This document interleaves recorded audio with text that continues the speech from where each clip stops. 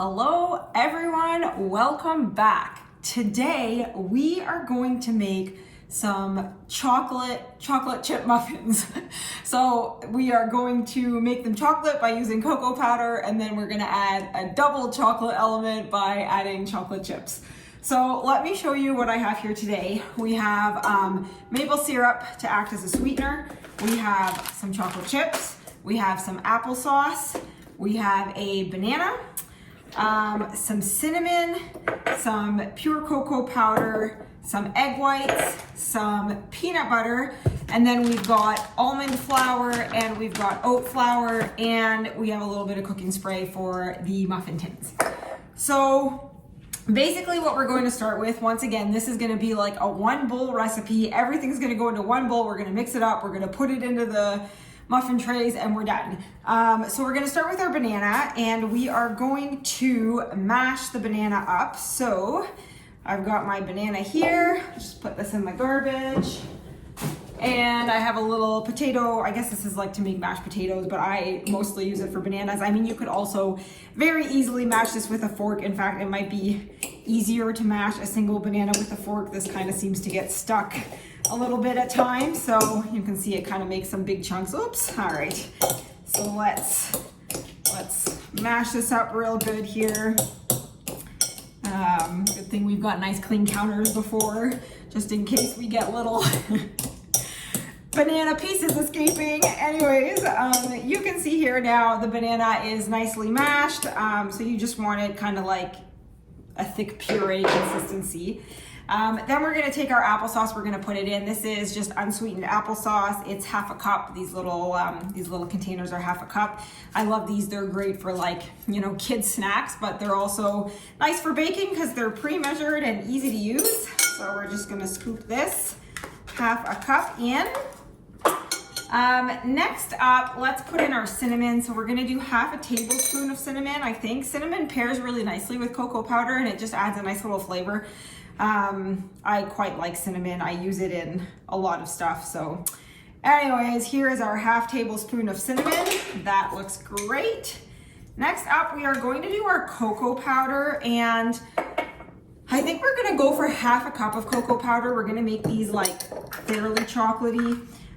So let's see if I can find my half a cup here. Half a cup. All right, so I don't even know if this is gonna fit in here. Oh, you know what? I'm kind of debating here. You know what? We're gonna start with a third of a cup. Half a cup is looking a little large. Let's start with a third of a cup. We can always add a little more if needed, but here we go. There's 1/3. This cocoa powder is actually quite rich. So we'll start with a third of a cup. So third of a cup of cocoa powder is what we're starting with here. Next up, we are going to add our maple syrup, and we're actually gonna do 3/4 cups of maple syrup. These muffins are gonna be a little bit on the sweeter side. They're gonna be more of like a muffin for a nice treat versus like a hearty breakfast muffin that would be filled with like nuts and seeds and heartier ingredients, I guess. These are gonna be more of like a little bit of a treat muffin. You could easily use these as like cupcakes and make an icing for them as well if you wanted. So there you go. That was 3/4 cups of maple syrup. Next up, we're gonna add some peanut butter. The peanut butter just adds a bit of creaminess. You could also use like almond butter or cashew butter or whatever type of butter you enjoy in baking. You could swap this out for. I like using natural peanut butter. As you know, I love peanut butter, and it adds just such a nice flavor, especially with chocolate. Peanut butter and chocolate make a beautiful mix together. So we're gonna do 2/3 of a cup of this just plain natural peanut butter. So it's literally just peanuts, nothing else added. So here we go. That looks pretty good. 2/3 of a cup. Let's scoop that in. Looking good. All right, next up, we are going to add our flour. And I think what I'm gonna do is I'm gonna do 1 cup of each to begin with. And then we can always see if we need more as we get mixing. So let me just scrape this spoon clean a little bit. We'll put the peanut butter back over here. And let's find our 1 cup. Here it is. And we'll do 1 cup of the almond flour to begin with. Now this is just basically like ground up almonds. I buy this almond flour at Costco, but you can buy almond flour at most grocery stores now. It's it's becoming more and more common, I suppose, more popular. And now we're gonna do 1 cup of this oat flour. This oat flour that I use is gluten-free. I am celiac, so gluten-free is important for me. But you could also use, you know, a non-gluten-free one if you have one lying around. All right, so we've got our flours in there. Now the last thing we're gonna do is we're gonna add some egg whites to it. These are just pasteurized egg whites, and I'm going to add this whole thing in, which is 500 grams or essentially 2 cups. So let's pour that in. There we go. These actually kind of help the muffins like rise a little bit and just give them like a nice consistency. Obviously these are not like your typical really fluffy kind of cupcake muffins. They're going to be a little bit more dense, which is fine. It's kind of the consistency we're going for here. So now we're just going to stir this all together really well. Let's give it a good mix here. And we'll scrape the sides a little bit to make sure the flour is really well incorporated. I actually think I'm gonna have to add a little bit more flour to it. It's pretty liquidy right now, which is all right. So we can add, what I'm gonna do is I'm gonna add another, I think, let's go with another 1/2 cup of oat flour to begin with. So we'll do another 1/2 cup of oat flour, so that bumps us up to 1.5 cups of oat flour. So here we go. Let's see here. This looks good. This looks much better. All right. So I think that will be enough for the flour. That kind of thickens it up nicely.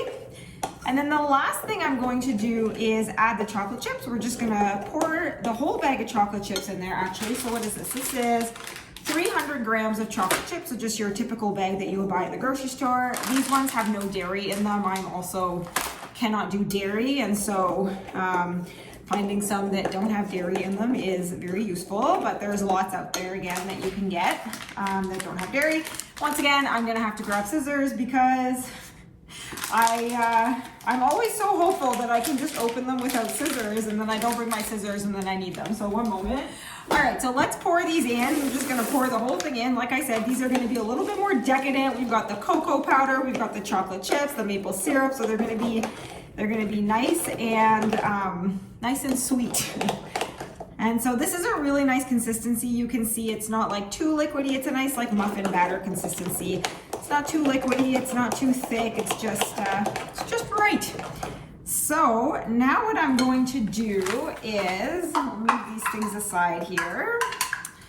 And I'm going to grab my muffin tins right here, and I'm going to spray them lightly. This is just like this one is a coconut non-stick spray, coconut oil basically in a spray. So I just find it makes it really easy to kind of spray these. What I also sometimes do is if you have just like just coconut oil or a different type of oil works fine too, but you can take a little piece of wax paper and dip it into the oil and then just line each cup. That also works very well. This I just find is a little bit quicker.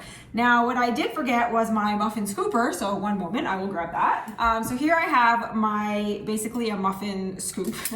It's actually an ice cream scoop, but I use them for baking. I have them in 3 different sizes, but this is the one I use for muffins. And so I'm basically now just going to scoop this into the tins, and I basically fill each cup to the top, and we just go one by one here, and I'm spilling a lot as I go, which is fine. That's part of the fun of baking, right? We make a little bit of a mess.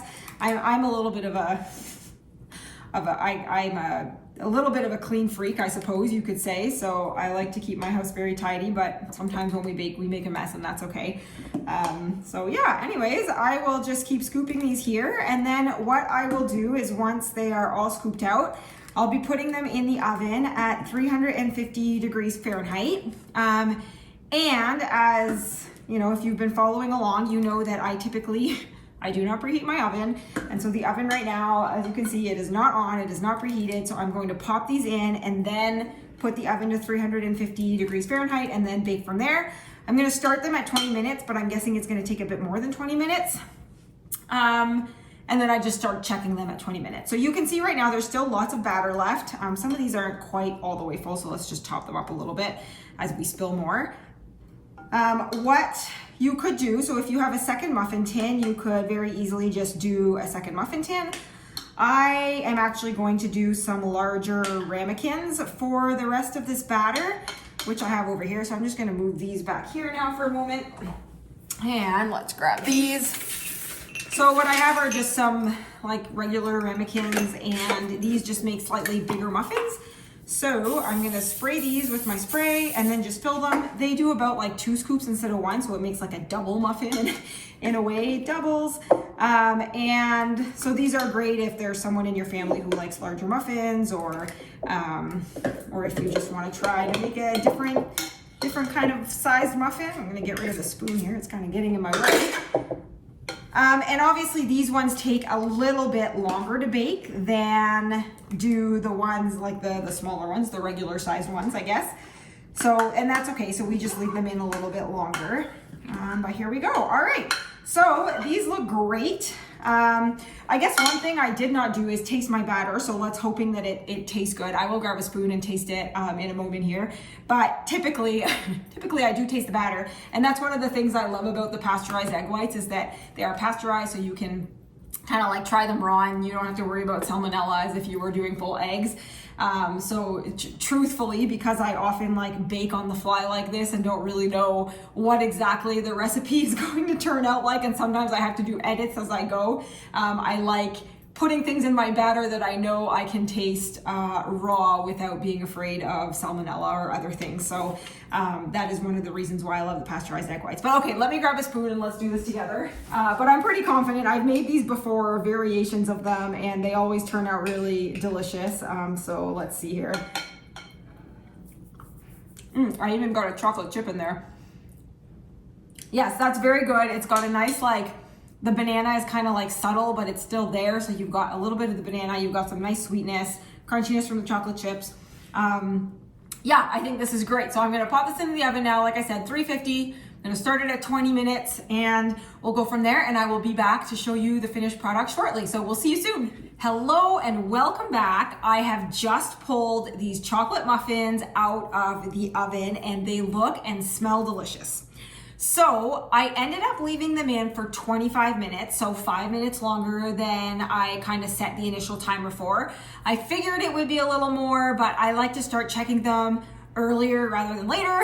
Otherwise, you might get burnt muffins, which no one really enjoys. I mean, a burnt muffin is not as good as a non-burnt muffin. So I checked them at the 20-minute mark. Basically, what I do to check them is, first of all, I check to see if they have risen a little bit and if the tops kind of have a little bit of cracking in them. And I can show you this a little bit more closely. So you'll see here that, you know, obviously the muffin has risen up and there is some nice, like, cracking on the top, and that kind of indicates that they are close to ready. And then what I do is I take a toothpick, I poke the toothpick in, and if the toothpick comes out pretty much clean, then you know that they're good. When they are not chocolate muffins, you can also check for browning around the edges. A little bit of browning around the edges kind of indicate that they're pretty much done. But trickier to see when they are chocolate muffins because they are already brown in color. In terms of the ones I made in the ramekins, they are still in the oven. So they basically ended up being like a double muffin, right? We put 2 scoops into those ramekins. So naturally they're going to take a little bit longer to bake. So I'm leaving them in, I put them back in, well, I didn't take them out. So I'm leaving them in the oven for another 5 minutes. And then I'll check them at the end of that other 5 minutes. So these ones, like I said, stayed in for 25. Those ones are in for another 5, then I'll check them kind of the same way, and either they'll be ready or they'll need another like 3 or 4 minutes. They were getting pretty close when I checked them as well. So that is it. Now what I will typically do is leave these to cool kind of on the counter for like 10-ish minutes. And then you could, you know, at the end of that 10 minutes, you can easily like dive into one. I think they'll probably pop out pretty nicely. Oh, that's a little hot even right now. Yeah, they'll pop out nicely right now. So you could enjoy one right now if you wanted. We'll cut one open together in just a minute. But yes, typically what I do now, I let it sit on the counter for 10 to 15 minutes. Then I transfer them into the fridge, like still in the tray, and I let them cool completely. Once they are completely cooled, then I put them into an airtight container and they actually live in the fridge, so they'll store and stay fresh longer in the fridge. If you think that 12 muffins is a lot for you or your family, you can also freeze these really easily. So you could either put them into like little individual containers, or sometimes like little Ziploc baggies are really convenient. So you can like kind of grab and go and take them to the office with you. So anyways, whatever works for you and your family, that is cool. So now let's actually cut into one of these to see what the inside looks like. So let me grab a plate. We'll just grab a regular, very regular, non-fancy plate here and a knife. And let's cut into one of these. So let's take this one here. Now, yeah, right now they are obviously like, yeah, they need to cool a little bit more. You can see it kind of fell apart. Yeah, it's starting to fall apart as I take it out. You can see it's kind of, oh, I don't know if you can see that, but it kind of fell apart a little bit as I took it out there, which I mean is normal. They're still very, very hot, as they did just come out of the oven literally minutes ago. But let's chop this open and see what the inside looks like. So this is actually beautiful.